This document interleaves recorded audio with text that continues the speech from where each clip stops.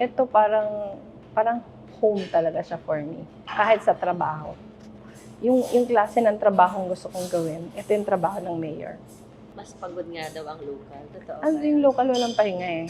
Ayan, kahit may sakit ako, hindi din nagpapahinga kasi maraming inaasikaso lagi. Saka yung kailangan mong solusyonan, even the most mundane, ito yung daily realities ng buhay ng Pilipino.